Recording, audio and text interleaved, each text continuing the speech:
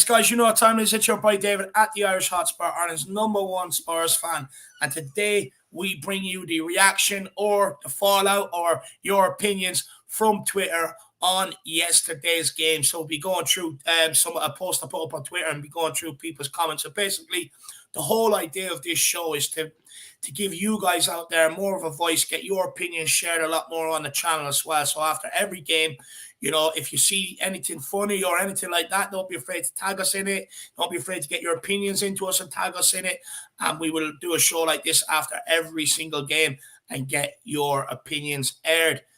How are you keeping yesterday after the game yesterday, Jack? I'm not going to lie, I'm tired today. You know, it just took it out of me. Yeah, it's took it out of me. I think a lot of Spurs fans probably had a lot of expectations, a lot of hope riding on that game. It felt like we were getting it in that first half, and then we were only just completely destroyed and completely, I don't know, just outplayed. It felt like in the second, a game of two halves, you could really say, which is disappointing because felt like we took the first half. So it's tough, Dave, you know, to be kind of built up, you know, thinking you were the better team, you know, thinking, you know, yep, we're going to get something out of this. And then you just simply fall apart, you know, at the second end of the game there. And it really is, I think, more disappointing that sort of way. It almost hurts that way a bit more. If we'd probably be absolutely livid had they played just absolutely garbage for the full 90 minutes. But just the fact that we did see a good Spurs in there for what I thought was a good 45 minutes, you know, a good Spurs in there. And then to see the complete opposite of that, the following 45 is just a bit of a, I don't really know the right word for it, but just unexpected, and a bit kind of shell-shocking, you would say. And like you said, maybe that's why we're so tired, you know, just so just defeatist right now, because we feel a bit shell-shocked, I must say, because we looked so good at first, I thought, in my opinion. I'll be honest, Jack. I'm a bit angry. I'm a bit upset with how yesterday turned out. And look, I get it. We're unbeaten. We're sitting third in the table, and I probably shouldn't be as annoyed or as angry as I am at yesterday's result. But I just feel let down. I really do. And I think it's more the manner of it. I think it's the fact that we handed it to them. But look, let's welcome a few people in, and then we'll start getting up people's comments on Twitter yesterday, and let's see what the fans have to say. Mark says, Conte said he didn't do subs as he didn't want to change the balance of the team. We had zero balance. Point of subs is to change the balance. Mind-boggling by Conte. Look, I agree. I don't have very many criticisms of Conte, and I didn't think it was right to criticize him last year when he had a bare 11, but I do have a bit of a criticism on that yesterday. He could have changed it from the bench. He did have options. He could have put an extra body in midfield, could have opted to go two up top, could have took one of the bodies out of the back line, or even brought on Langley to try and transition that ball a lot quicker. So I think there's plenty of things he could have done. But, you know, up in the forward areas, he made the only sub he could because we lacked the options up there as well. Sue Smith says Conte still doesn't trust his bench, so that begs the question. How many of these players did he actually want? That is a fair question to ask, Sue. Big yourself up. Hope you're keeping well. Big yourself up, Mark. Big up, Sue. One says, afternoon, boys. A lot to digest from last night. Conte selection and subs. More depth on the bench, but aside from Richie, no quality upgrade, and are all the games Son plus Kane have played catching up with them. I think you raised some very, very good points there, my man. And look, with Son and Kane, I don't think it's catching up on them, to be honest with you. I think we're just struggling to get going. I think I'm not panicking with Son and Kane because I've seen it time and time again where the panic button is set and they always just come back and have good seasons and answer all the critics. So I'm not panicking on Son and Kane, if I'm being quite honest. But I see the point, my man. Gary Wellsby says, unproven talent on the bench. Conte wanted top shelf defence, nowhere good enough for Champions League. Completely agree with that, my man. I'm not even going to sit here and debate that. I mean, you're spot on. Everyone knows how I feel about that back line. We'll take a few more and then we will start getting into people's Twitter comments and thoughts yesterday. By the way, it's not too late. If you have anything you want to say that you want us to bring up or anything you want us to see that you want to tag us in, tag at Jack Kanicki or at flatcapeurotalk, and we will get them as we're going through it today if you want to help participate. Jiu-Jitsu Boy 69 says, don't toast the head off me, my man. Big yourself up. He says, I agree. It's been a bit of a letdown. Started off good, but once you look at what other teams have brought that are not even Champions League, it's not good enough.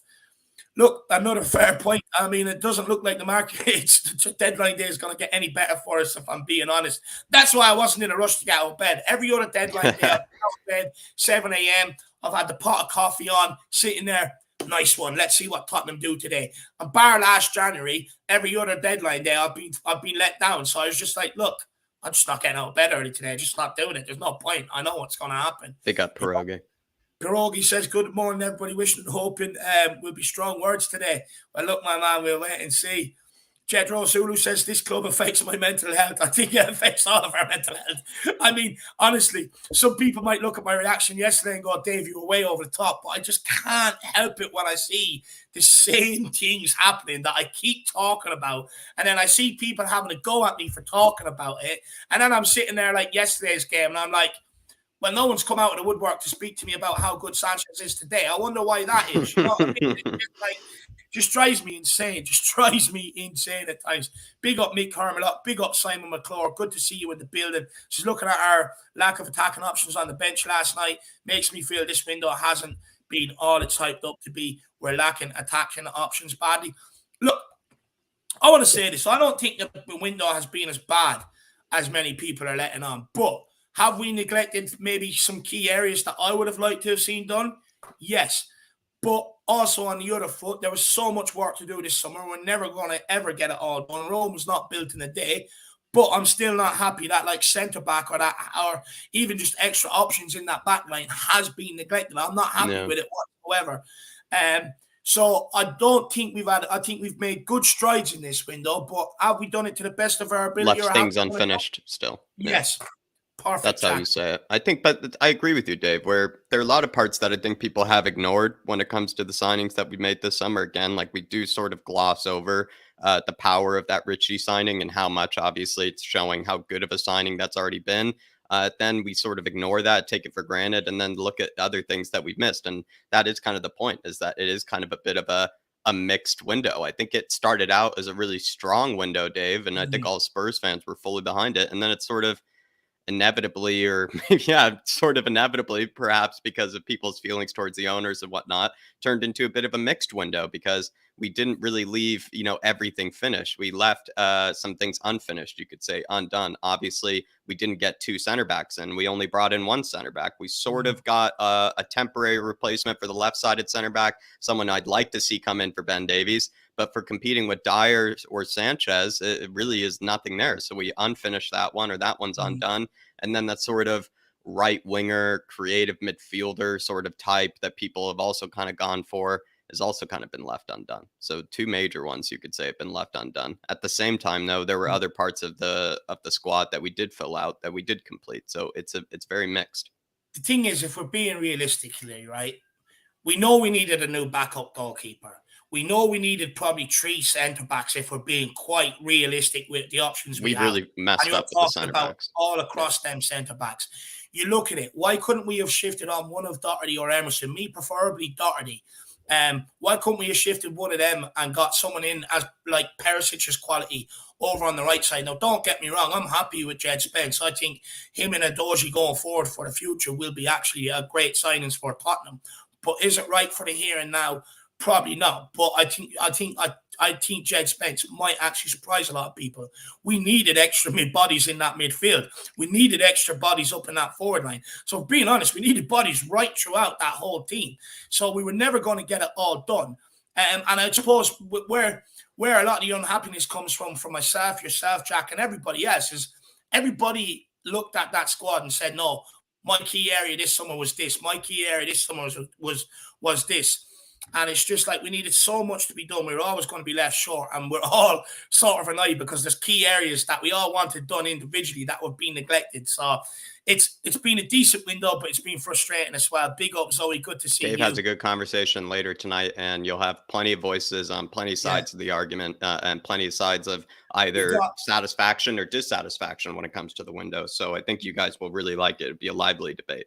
We'll be rolling out the same panel that we done last Thursday that you guys so much enjoyed. We've got Phil Brady, Cuva 99, and Paul Osper as well. So look forward to that at 9:30. But look, Jack, I think we'll get into it. Let's see what Twitter has to say. Guys, Jack has kindly, kindly has put his Twitter stuff in here, Twitter handles. If you guys have anything you want to say or anything you want to tag us in to bring up and speak about, make sure you get it done, because this show is all about like I said, trying to bring your views into the channel more, trying to get you guys more involved more, and trying to get your opinions aired a lot more. So feel free, it's never too late. Feel free to get them in. And Moondog says, not so good afternoon. No more bets from me. Yeah, Moondog, I was saying this, I'll be honest, I am still in a bad mood over yesterday. I'm tired, I'm angry, I'm upset, I feel deflated. But we're still unbeaten and sitting third. So I think that's probably wrangling with my head as well. But I'll be honest, yeah, look, no more dire bets. I think no more dire bets. Let's find you someone where there's a realistic possibility. Let's find you a new moon boots bet. Let's find you a new mate, Moondog. You know, new Barisic perhaps. Yeah, love it. Dave's original tweet again, everybody. I put my Twitter in the chat. You can also find it in the description if you do want to get in some last minute thoughts and opinions about the game here. This is something that we are going to continue to do after every match, where we will just have a bit of a discussion and see what you guys have to say. Just see your sort of opinions through Twitter. It's not really Dave or I going to be shouting down. I think that any of these comments, we're just going to be reading through your guys' opinions, so you guys feel like you can be heard. You know, we always try, to come up with new inventive ways for you guys to be heard. So Twitter, I guess, would be a great way to do that if you do want to get in touch. And also as well, feel free to tag us in anything. If you saw something funny or, probably, a good point or a good revelation about the game, feel free to tag us there. We'd be free to look up those as well. But let's get her started. Dave, his original tweet last night saying, this feels like a loss tonight. We gifted them that point. What's everyone else's thoughts? I sort of was our conclusion yesterday, everybody, that it did feel like a loss after those sort of drop points. And I guess that's alluding to how well I thought we played in the first half, that we sort of felt like we could push on to play even better than that, to actually get all 3 points, and just didn't go that way. Ribsy first comment was saying, I just rewatched myself on the fan show and I said sarcastically that we always play bad when I'm confident. Maybe I should just predict a really ugly draw instead. Can't win either way. You're going to have to find some sort of superstition, Ribsy. You're going to have to find one. You blame Ribsy. Spurious says, feels like a loss. We were so lethargic and bereft of ideas. Our whole philosophy seems to be play defense and try to get the ball up to a forward who might do something extraordinary. I don't mind a hard-fought draw away to West Ham, but I do mind what we saw today. There's an interesting, kind of trend, happening here, Dave, and I think he's alluded to it, where we're not too dissatisfied with sort of the points, the results, but it's the manner in which it's done, and it's sort of the our eyeballs sort of are telling us that this isn't very convincing, you could say. No, it's not convincing at all. I think, look, fairness to Sanchez, Dyer, Davies, they kept clean sheets and bar yesterday, why Romero's been out and stuff like that. But I think the reason why you're seeing some of these performances, and you can isolate Chelsea away because it's a tough place to go on, and notoriously always has been for Tottenham, is because we cannot transition the ball out from the back quick enough. I've been harping on about it, and people have been getting on my back, this, that, and the other. They're a lot better than what you give them credit for and everything else. But I think after last night's game, I think people can really see what I'm trying to get at. Now, I may not be the best at getting my points across for people maybe to understand what I have to say and stuff like that, and I understand that. But hopefully now people can maybe get the gist of what I've been trying to say about how sloppy we are on the ball. And the manner of the performances is purely coming from that. I mean, we go back to the Roma game pre-season, spent 45 minutes passing it from left to right, from Ben Davies to Sanchez, through Eric Dyer, and still went in 1-0 down. And I feel yesterday, even though we went 1-0 up, in that second half, in that first half, we didn't do anywhere near enough in possession. And the reason why I said to people after the Roma game is you've got to be worried by what we've seen here, is because I could see this coming time and time. It's going to happen time and time again this season. If these three are rolled out, they're not good enough on the ball and they switch off defensively. So therefore, that makes the perfect recipe for absolute disaster. So I think that's why you're seeing the manner of the performances we're seeing, if I'm being honest. And I think that is having an effect on the midfield. It's having an effect on the wing backs who aren't getting the ball quick enough. It's also having an effect on the forward line, because you're asking them then to beat 2 banks of 4, which is it's not doable. It's not doable by any stretch of the imagination. Yeah, I really liked, the ending of Hotspur there, saying, I don't mind a hard-fought draw away to West Ham, but I do mind what we saw today. I think that was really well put at the end there. Big up Tommy B saying negative, dour, shambolic in defense, no attacking thrust. Great On use to of the next words. one. Great use On of to the words. next one. I love on to the next one after that, Tommy So B. efficient. No time wasting there. Liam saying, poor performance, David. We look dangerous at times, but again, we were off the pace. Kane and Son are on different wavelengths, both making mistakes. Lloris had a bit of a stinker with playing out the back. I think more than a bit of a stinker. Sanchez was poor. Basuma looked ineffectual to me. A shame, but a point. Again, we are still probably seeing the benefit of the point here, and perhaps we'll look back on it and maybe, take some satisfaction that we got a point. Who knows, at the end of the season, you never know. But Kane and Son on different wavelengths. It felt like in the beginning of the first half, Son was taking up exceptional positions, didn't really have any loose touches apart from the one where he probably could have taken us 2-0 there, where Kane actually played that really kind of interesting ball over the top, that was sort of looped over his head, and it just had a wonderful bounce for Son. But I think Sonny, instead of maybe making sure that he brought it down, he went for what I said, Dave, was kind of a miraculous sort of world-class sort of touch attempt, to touch it even further in front of him while running at full pace. And it just didn't pull off for him, which then turned that what would have been probably really dangerous chance into just, Fabianski kind of, picking it up. And it sort of was a missed opportunity there. Do you feel like maybe they weren't on the same wavelengths? I think they are perhaps not on the same wavelengths, but I just go back to what you said earlier, where I'm not really too worried again when it comes to them, because it's the same thing as last season, where Kane and Son were on the same wavelengths when Sonny was playing well.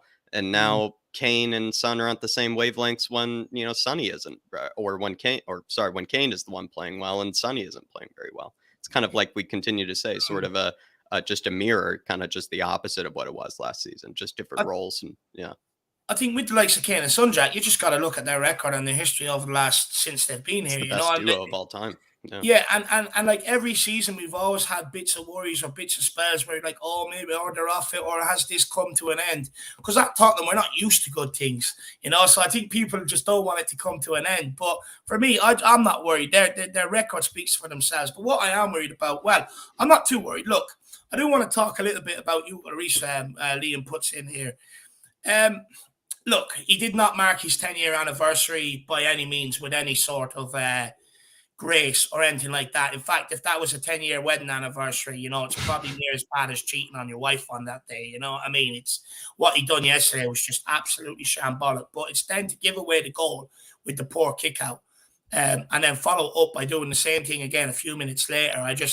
It annoys me. But what I will say is, criticize Hugo Lloris for that. But the end of the day, after that, get off his back and we move on, because he's been a very, very good servant to Tottenham. I think that's important to note. The guy has been the pillar of consistency for 10 years at Spurs, bar last night, which annoyed me.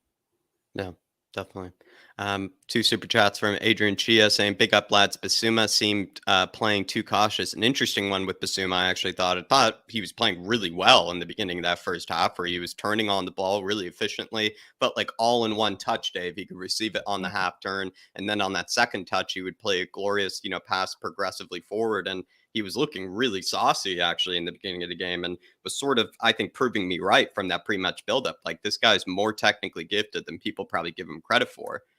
It's really interesting because when I watch back the game as well, Dave, that moment where he gets the yellow card, the reason he gets so upset is because he's 7-8 yards away from Jared Bowen. He's not even near him. Jared Bowen goes down because his ankle hurts, or, he had a stomach ache or whatever happened. He just collapses to the floor. The referee, we all know, Dave, wasn't seeing straight the whole game. He blows up a whistle thinking Basuma had fouled him. If you are in that moment, and there was a lot of adrenaline going probably through Basuma at the time, while I said it was kind of a stupid decision the watch along, I think it still is, Dave, but I actually now would choose a different word. I would choose kind of immature. It's because what it really is that it's kind of if you were in that position, you would also be livid, because you're just like, this ref, after not giving us a penalty as well. That happened right after he didn't give us a penalty. Then you see him give you a foul, or give them a foul when you've been 10 yards away from the player. You weren't even near him. You're starting to think this referee, like you said, blatantly is wearing, the maroon under his referee kit. So I sort of feel like stupid is maybe the right word when you look at it at the time. I think immature is actually a better word, because you look at it, it's like, you now know the referee is not giving you anything. You Mm. know, this guy is looking like an absolute moron. You have to sort of just accept that. And in that moment, that's when you don't slam the ball on the ground, because you're only going to make him hate you even more, you know, the referee. So I Mm. think it's actually an immature decision. And ever since he got that yellow card, felt like Basuma sort of then became more of a shell of himself, if you ask me. Look, I think with Basuma, I've seen some very good things. I see some things I really like, where he's getting on the ball, confident, turning, looking to play it forward and stuff like that. But then I also see some things I don't like in his game, which Yeah. is, look, that bit of petulance that he showed, because that's what that is at the end. At the end of the day, they took 20 minutes looking to not award that penalty. So the players should have known from there, okay, they don't want, the referee's not going to give us anything here today. So he should have, in his head, and plus he's been in the Premier League a few years, he should have known, oh, I act up. The referee's going to book me. He's not going to give us a thing here today. But then there's Yeah. also times I've seen him where he's just slow and pedestrian. It's like he switches off on the ball at times. And it annoyed me, where it's just like, got the ball, pass, oh, I've given it away. And it's like, but if you just stay concentrated, that stuff doesn't happen. So I think with Basuma, I think there's some positives to take away from it, but there's also things the guy needs to work on. But Yep. ultimately, that yellow card was stupid, and it affected the rest of his performance going on, because he couldn't make a It did. challenge. He just couldn't. He hurt himself. He hurt his team. He hurt himself. He made it life so much more difficult for himself by doing Mm. it. And when you're giving yourself an unnecessary yellow card like that, it's not even like a stupid challenge or something. It's just a blatant action that he did that just immediately is always a yellow card. You even saw Perisic as well, I think, get Mm. really upset with him, because Perisic knew immediately that that was going to be given as a yellow too. So I think it Yeah. was very immature. Stupid is another word for it, but I just think Speedo. it just showed that it was very immature from him. But Yeah. big up, Adrian. Big up him. Moondog saying time for Forster to step in for Lloris. The sad thing is, Moondog, is that it seems like Conte likes these keepers that are not good with their feet. Handanovic was never good with his feet. He kept Handanovic, and that guy was absolutely ancient. He's brought in Forster, who's, you know, very experienced as well, but he's probably worse with his feet, I would imagine, Forster than Lloris. Mm. We're stuck with two kind of, I don't know, two, I don't know what, left-footed, you know, whatever you say, you know, Dave, wrong-footed keepers, like two keepers that have two club feet. Look, what I will say is, no, I don't think it's time yet, Moondog. I really don't. I think, look, he might find himself put out there against Fulham and rest Hugo Lloris for Champions League, and maybe rest him with a bit of a cop yourself on sort of thing. Might happen. But look, first and foremost, the goalkeeper has to be a good shot stopper and keep the ball out of the net. Then he needs to be good with his feet. And I think once Hugo Lloris retires or maybe moves back to France for the last season of his career or whatever else, I think that's when you'll see us upgrade and go for a keeper who's a good shot stopper and good with his feet. There are keepers out there, Meslier, Bazunu, young and up-and-coming keepers that can do both. And it is important now with the way modern football is going. And this is why I say it with the backline as well. People that can play ball. It's not all about just doing the one side of the game now, defending. Yes, it's important, and first and foremost, it's got to be like that. But you've also got to be good on the ball. And it's the same with the goalkeepers now. They've got to be able to play with the ball. If for instance, teams are pressing up on us, they've got to be able to launch one 40 yards onto a player's foot or for a player to run onto. They've got to be able to pick passes into midfield out to the wing backs, and they've got to be trusted with the ball. So I think once maybe Lloris retires, you will see someone come in here that is a lot better with his feet. But you have to remember, we bought Hugo Lloris in 2012, where it wasn't necessary to be good with your feet. But football has evolved since then. I agree, Dave. I agree there. Ribsy85 with a very generous one. And Ribsy, we did catch your Twitter comment, man, if you were able to see it. So I would just say you're going to have to develop maybe some superstitious, ways to come onto the fan show. Just say the exact opposite of whatever you feel. But he says here, Dave, Sanchez getting caught on the ball is like watching someone burn themselves on the stovetop and then just touching it again straight away. I don't know what we're supposed to think about someone who refuses to learn a lesson. It was a really interesting show. New season, new Sanchez was, brought up on this channel. Were we going to see a Sanchez improve under Antonio Conte in the areas that we need him to improve, Ripsy, which was his possession play, his ability on the ball, his ability to be more of kind of a threat, at least, building out from the back. He's still pretty average defensively, I think, but some people like to think he's better than that. But for the most part, he's pretty average, if not worse. but for the most part, we all can agree on that he is woeful in possession. And we did ask everybody, is this going to be a new season for Sanchez? Can he improve maybe in the same ways that we saw Dyer and Davies kind of improve, tremendously? But most people said no. And then in that case, if most people said no, like you said, why are we continuing to persist with Sanchez if most people think he's not going to improve in many aspects?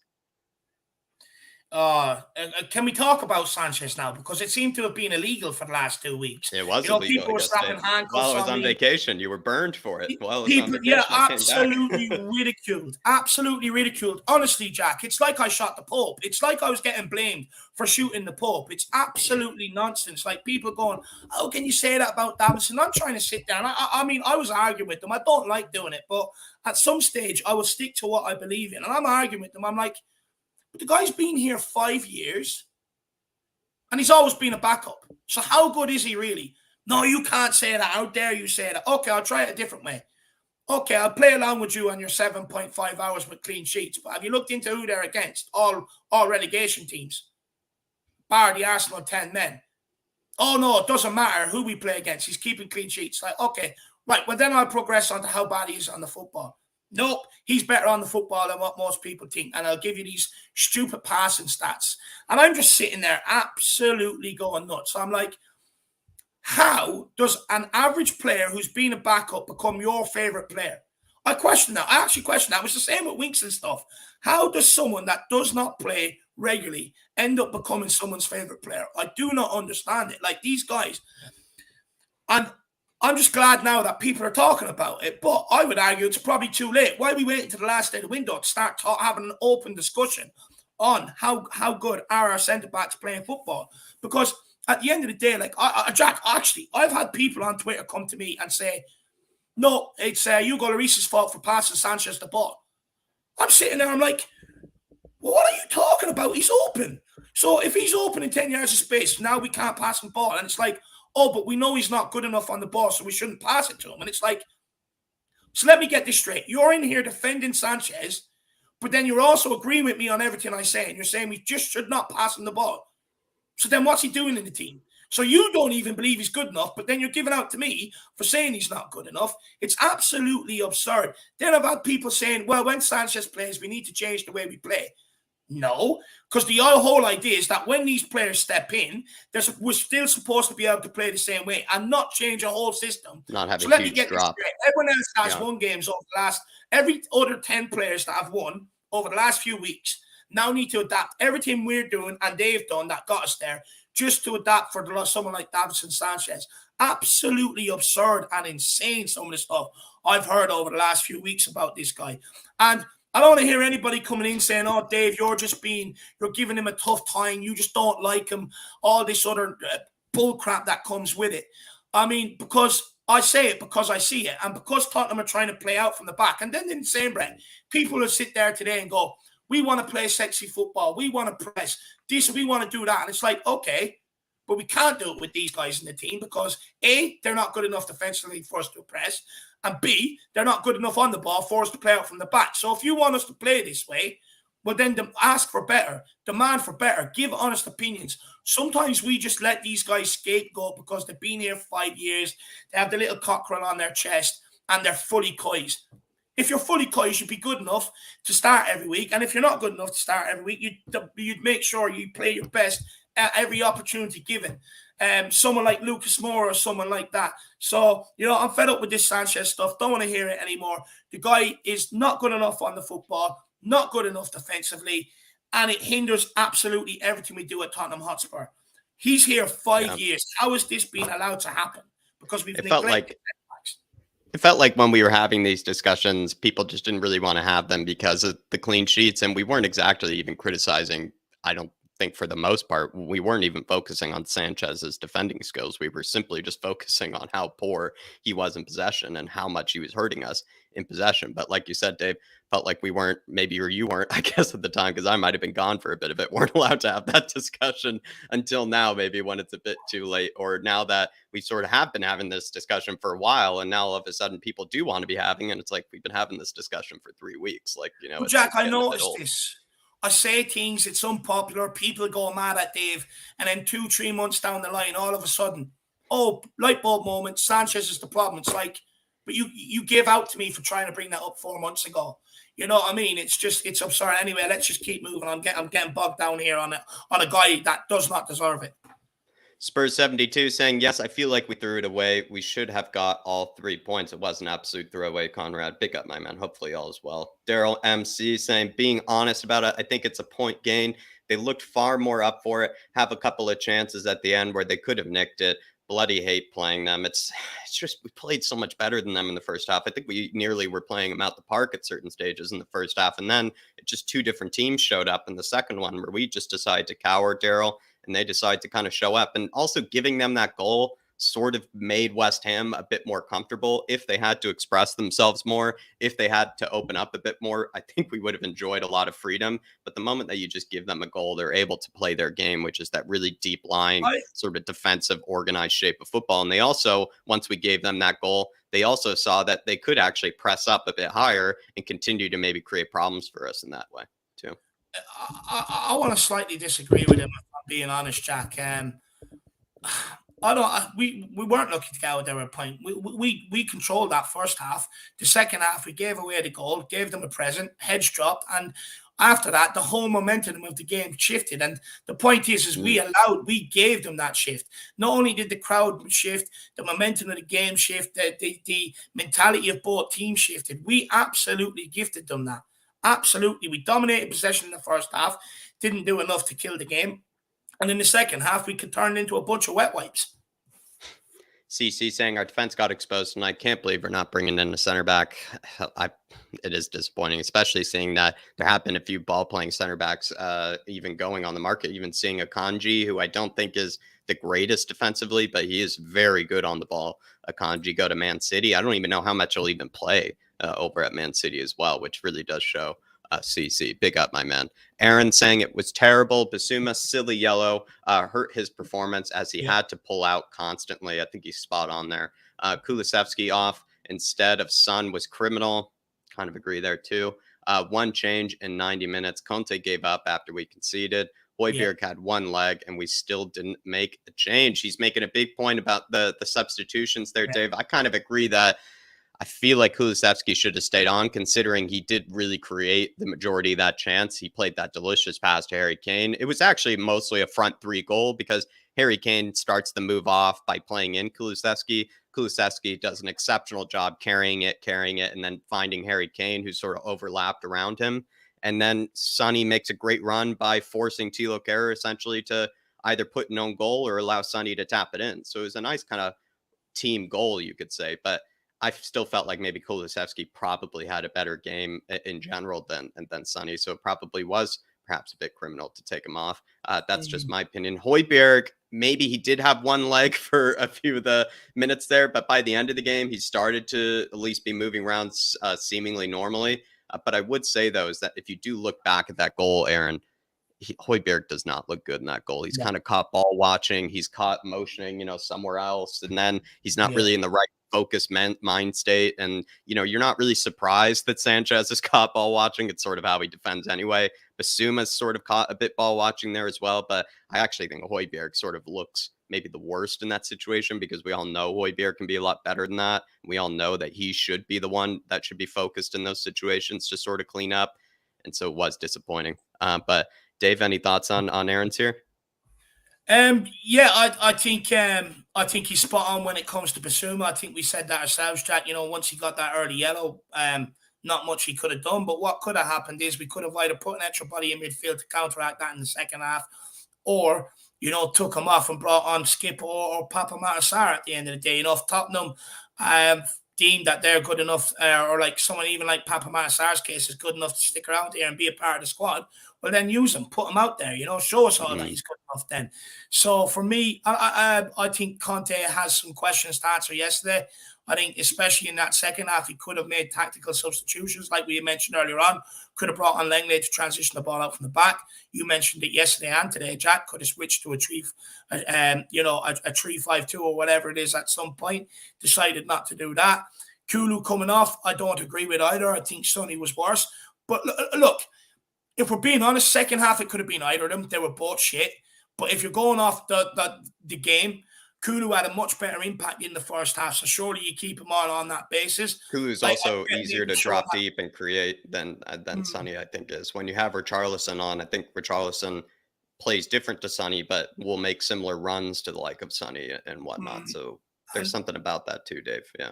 Yeah, 100%. And on that goal, Jack, I agree with you. I went back and watched it last night. Look, Højbjerg did not cover himself in glory. In fact, he knew he switched off when he starts seeing Souček run by him, and then he makes an attempt to go after him and stops communicating with the referee. But at the same time, Hugo Lloris with a shit distribution.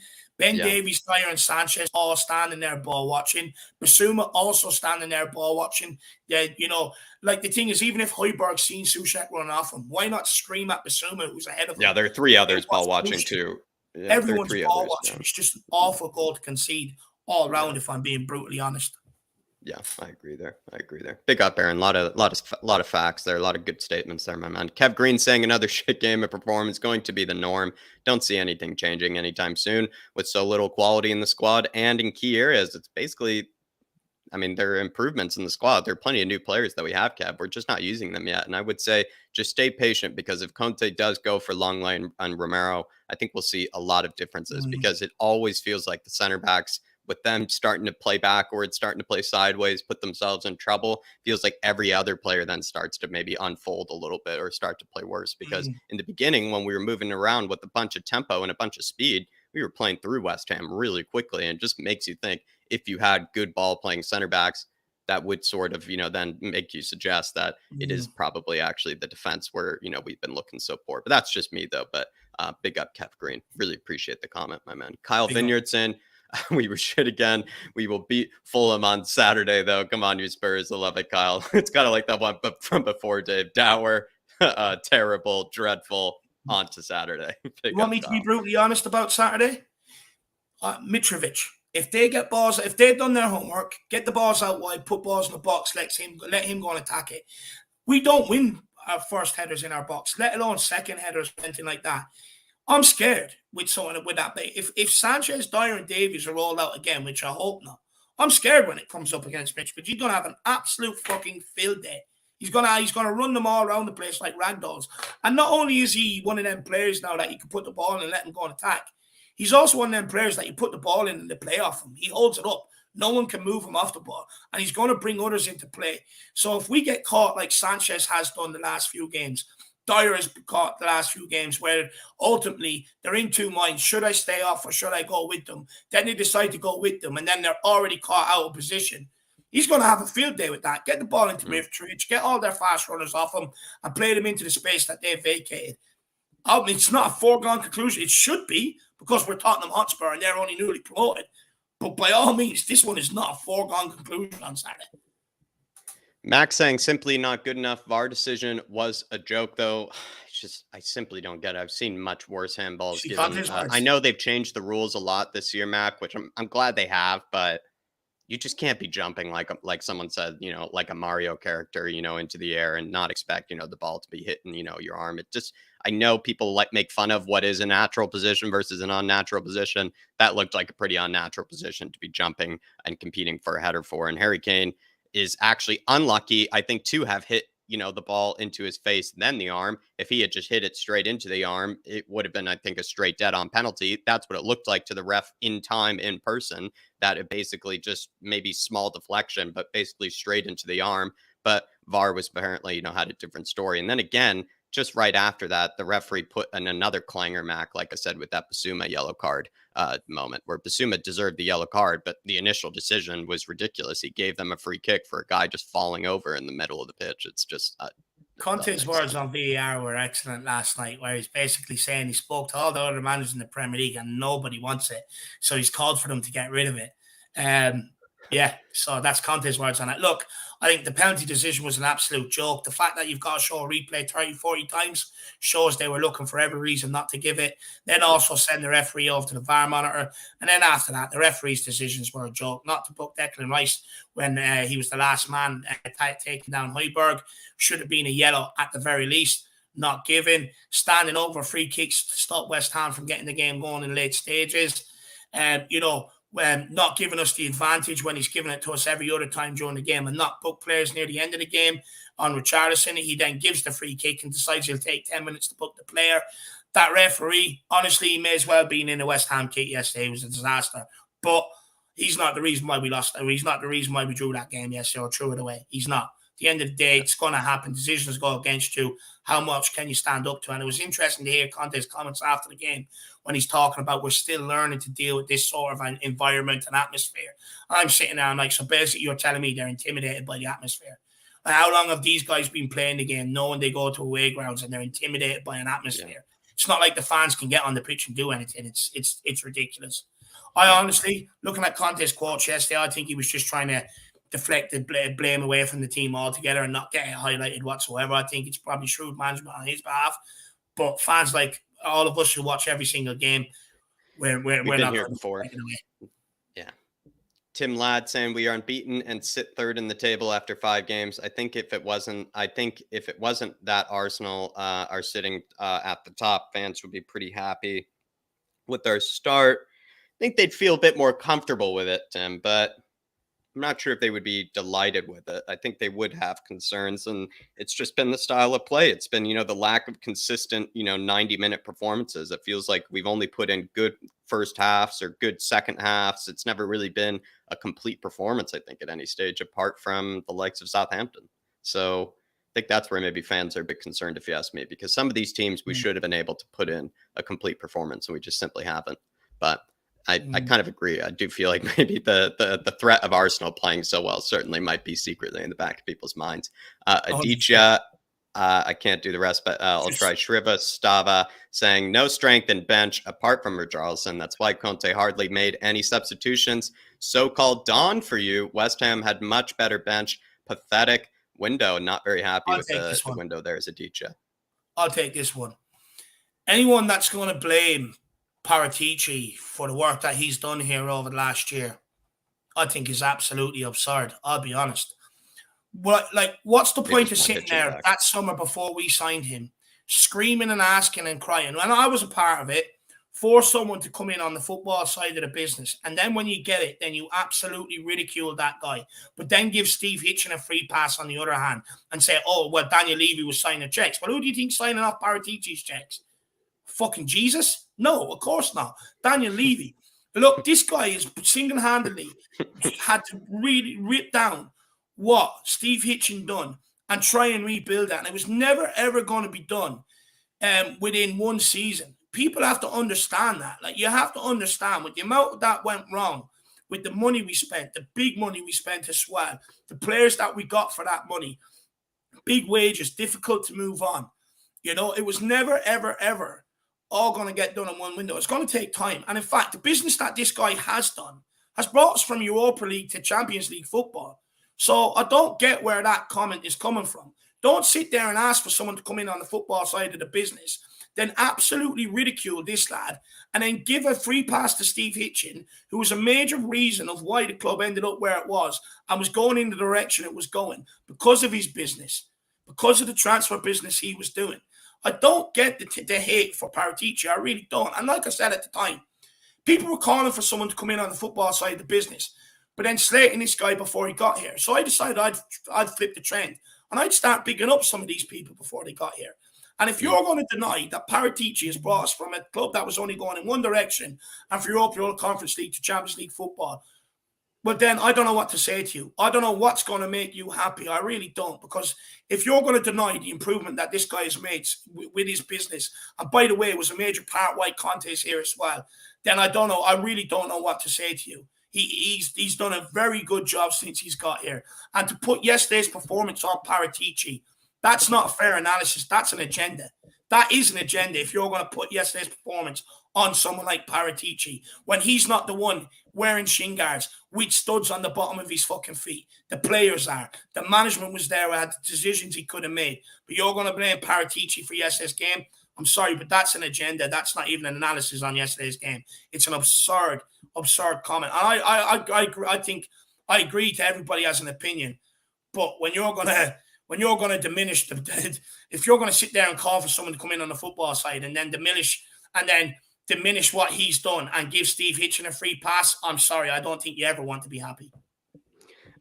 Dermot with a very generous super chat here, and it's a super sticker, and he's just showing the trophies here. I think he's just trying to keep people happy here and just say the trophies are still on, and he's still keeping the hope here. I'm not sure about the double, Dermot. Not sure about the double, but hopefully we can snag something, my man. Hopefully we can snag something, and everybody check out THFC till I die. I think we all need probably some Spurs, kind of pick me ups, you could say, and you definitely find that over on that channel with Dermot. Big up, brother.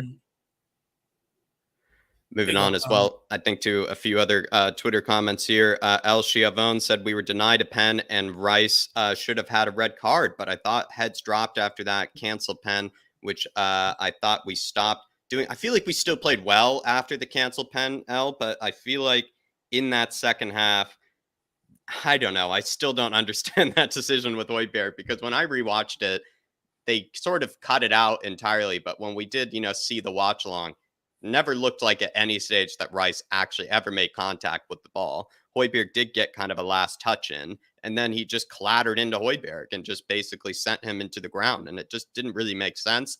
The referee actually did look, never waved play on. So at least he's not that much of a moron that he waved play on, never actually go back to Rice and give him a yellow or anything. But he apparently just thought that was apparently just some clean challenge or whatever it was. I simply did not get it, because I don't think he ever got close to the ball. It also did suggest that it probably was a red, because Højbjerg initially stole the ball from Rice to lead that counterattack, and then Højbjerg was clean through. Rice catches up to Højbjerg.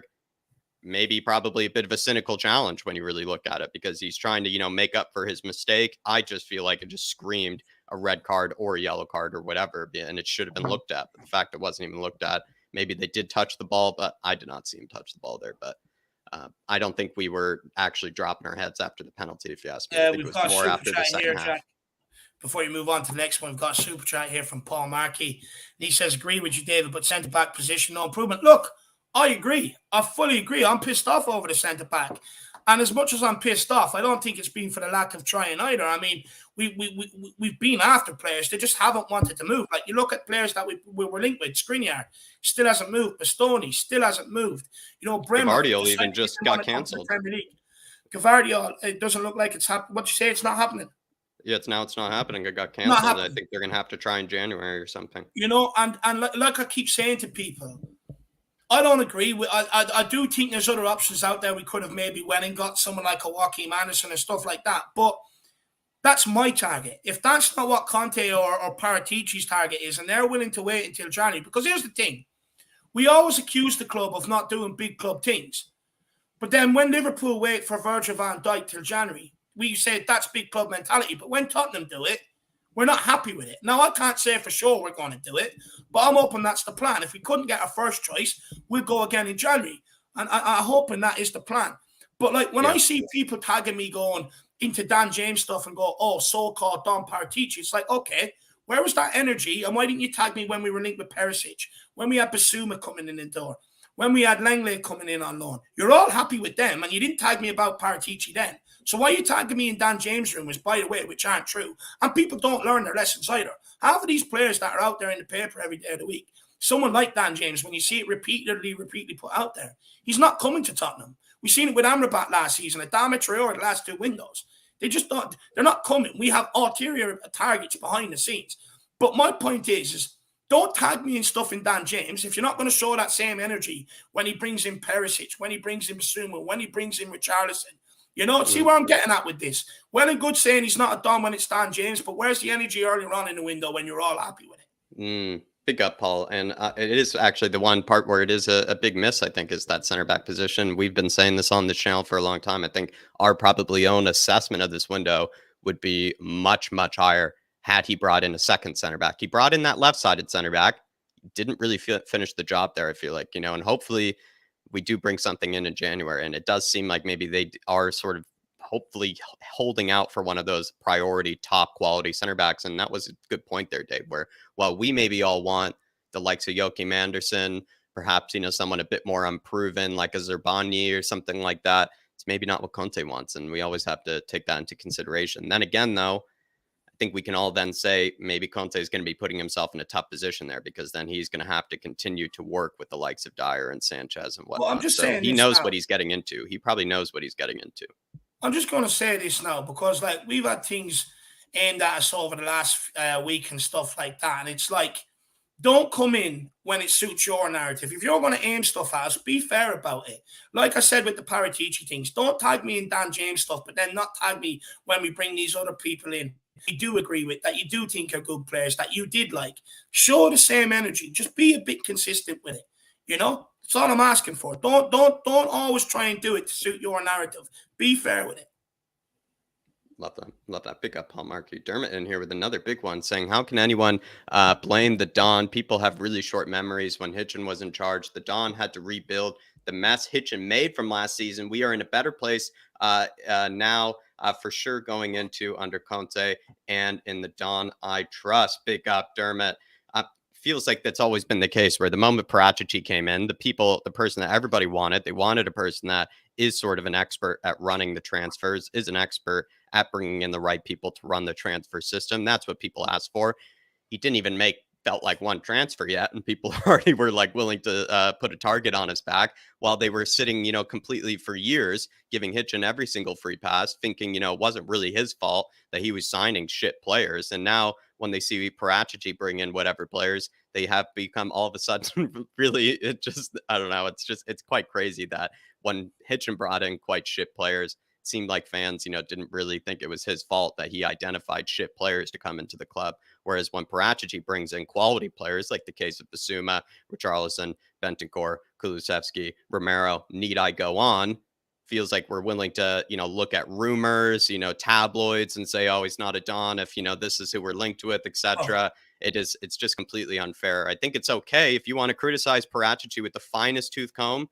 Completely okay. I just ask you then, you do it with Hitchin as well. That's what I would say. Just do it with Hitchin as well. And like Dermot brought up here, this summer wasn't going to be just cooking for the Don. It was going to be a whole lot of cleaning as well. And I think that when it comes to the cleaning, he's got out all the players that he needed to, but some of the players that he got out were actually so poor, so unrated by other clubs that they couldn't actually get them for real transfer fees of any kind. And even in the case of Sanchez and whatnot as well, it's also been a struggle to get those guys out the club. So some of the players that Hitchin has signed for us in the past have been near impossible for Paratici even to get off the books. And I keep saying to people, until you undo fully what Steve Hitchin done, like the likes of some of like Matt Doherty's and people like that, you're not going to see the full benefit of Paratici's work or what Conte is trying to do until the rest of that work is undone. But it was going to take time. It was always going to take time. Big up, Dermot. Really appreciate your support, brother. When you keep moving on, everybody through the Twitter, Winstea saying, very disappointing result after an okay first half. Spurs reverted to form and shaky in possession, turnovers, bad decision making. The wingback system is not working with our personnel. Fix it or come up with new formations, utilizing cams, and get new players. It's interesting. He's come up with she has come up with a lot of, suggestions perhaps, for what's maybe been going wrong. And I do like it. And they are bringing up good points about what's probably been wrong for us. The shaky in possession, absolutely true. Plenty of turnovers, always been true. And then poor decision making on the ball is true. The wingback system not working for us with our personnel, I think for me, it just all stems from the center backs. I really do think it just feel like it corrupts every other player, where if the center backs are poor on the ball, it then makes it where the wing backs have less time on the ball and they have fewer places to play to, or fewer areas to sit to receive the ball, because some of our center backs can't even trust themselves to pass it more than 20 yards, to a player, like actually competently. So the wing backs have to basically babysit them and sit right next to them, which I think then sort of ruins the whole wing back system, if you ask me. But it is starting to feel like if we are going to continue with these players of Sanchez and Davies, I feel like we probably might just need an extra man in midfield so they have more players to pass to them, because it's going to need to babysit them and hold their hand, it feels like, Winstea, which, as David said before, is completely unfair to Conte. The green Manalishi, I guess, 99% of chances against us are because of our own mistakes and misplaced passes from the back, which also stops progression and strands players breaking out of position, not conceded money, but been lucky. not to at times. Good point there. People can judge player ability from the final scoreline, but the signs are there, and the signs have been there. I think that's a really good way to actually judge properly. I saw this comment earlier this morning. I wanted to screenshot this one, actually. So, Monalishi, I should like everybody's because everybody, you've been very, very kind for putting in your comments, but I am going to like that one. I think that is a brilliant comment there. Coach Silva saying, we have not strengthened the positions we need in this window for center back, creative midfielder, and this will continue until Enoch are out. And it has been a disappointing window towards the end here. Like I said, started off really strong, Coach Silva, and then sort of, how would you say, faded, into more of a mixed window. You could say faded into a mixed window. Started strong, faded away. Probably kind of similar of how the ownership goes about it. Very big up, my man. Mm-hmm. I think we took one from Green earlier, but I appreciate it, my man. Mr. P says, I get you, mate, but with our form not being on full gas at the moment, I think it's not too bad. An away point still unbeaten. Keep the faith. If we do grab 3 points against Fulham and we get a convincing performance there, I think we'll probably forget about that result quite quickly, if you ask me, Dave. But Mr. P, he is trying to just keep the faith here. He's trying to keep I'm keeping the faith. I'll keep the faith. Like I said, I think before, I think what we lack in quality, I think Antonio Conte will make up with his management. I really do believe that. So for me, I'm keeping the faith, but I'm still just disappointed at the manner that we absolutely crumbled in our rival's place. So if you're going there not expecting an intimidating atmosphere, I mean, what are you doing here? Yeah, I know what you mean. James Crockett saying, I think we can keep blaming the same players, but not the coach who picks them or the people buying the players. I think we just had a little bit of a rant about that before, but if we want to start blaming the coach as well as the Parachegy, I think we just have all of our priorities wrong because the players have been the one that have stuck around the longest. It's not been Conte or Parachegy, in my opinion, Jack, man. We've done this before. We've blamed Jose Mourinho instead of looking at other areas like Steve Hitchen and stuff like that. Near the end of Poch's time, some people are starting to blame Poch for what was going on. I'll keep telling people, you can keep blaming the managers all you want, but until they've got at least 15, 16 players who can do the basics of football to pick from, well then, you just keep expecting the same results. But when you have fans that are sitting there going, Davies is good enough, Dyer's good enough, Sanchez is good enough, and refuse to look at their flaws.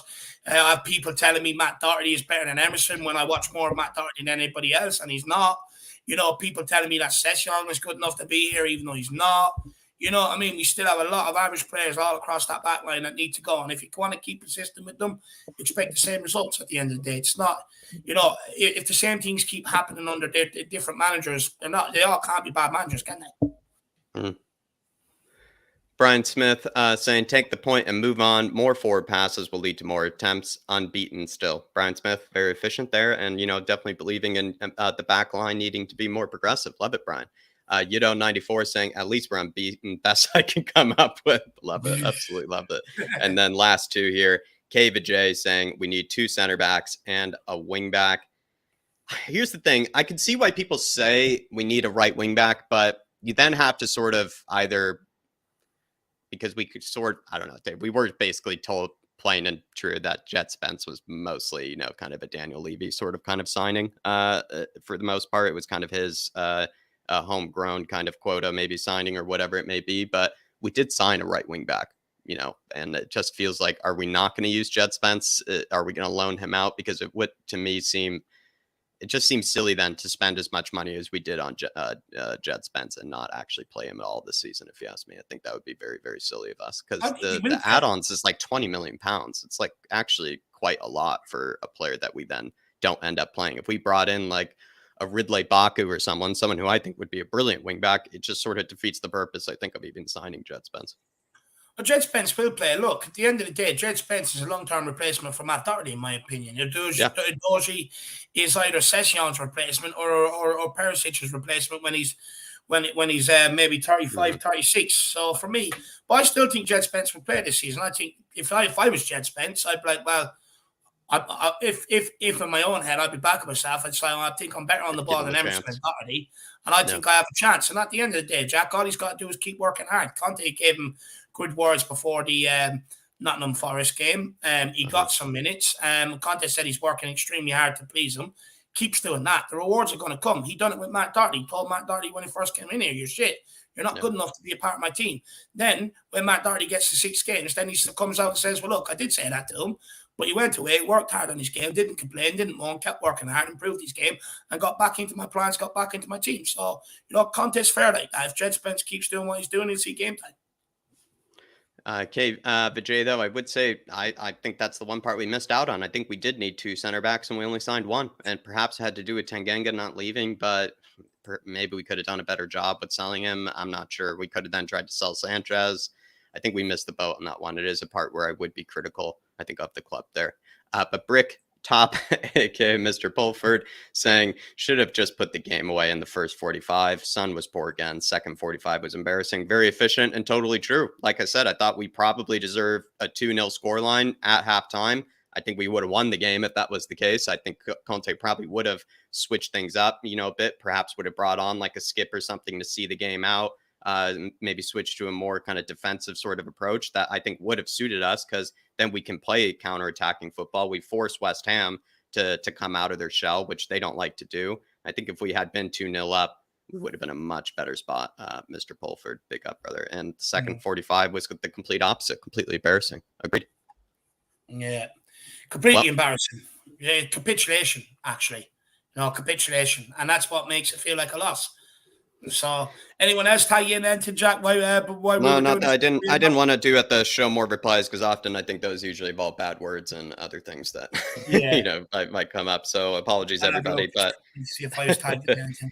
But there you are. That is the Twitter reacts that we are going to be doing after every single game, everybody. And it is a great way for you to just get your initial thoughts on the game, and as well as, put your comments up on screen, put your opinions up on screen. And we were able to give them, I think, good time, good consideration, and, kind of respond back as well as there's plenty of times, agree with you and kind of just say spot on and, well efficient. So if you guys want to see your opinions put up on screen, have a bit of the Harris Army, respond to them, as well as just feel like you see your comments being heard, you see your opinions being heard. It's a great way to do it. So I would say follow us on Twitter. You can do so in the descriptions in this video. You can see in the description both of our Twitters. Feel free to follow us so that you can see that comment from Dave after every single game. But this is our first Twitter reacts. And Dave, what's up for the rest of the day? So for the rest of the day, guys, basically we'll be doing a show from 9:30, basically more or less until the window closes, I would say, with Philip, Kuva, and Paul. Same panel that were out last Thursday that so many of you guys really enjoyed. We'll be talking to all things transfer window related. So let's wait and see what happens. Well, I wouldn't hold my breath, because you might die. But we'll wait and see at the end of the day. Hopefully, Paratici can get something in, but we'll wait and see. But guys, I want to say thank you to all you guys for getting your comments in. Thank you for everybody tuning in here today. And like Jack said, just going forward, keep it in your mind. Make sure you get your opinions and stuff like that into us on Twitter as well. And we'll start bringing them up on these Twitter React shows, because it's just about trying to find ways of giving you guys more of a voice, more of opinions and stuff like that. And we are conscious that, we want to give more people more voices where we can. So hopefully this is a way that you guys can get more involved with the channel. So thank you, everybody, for today.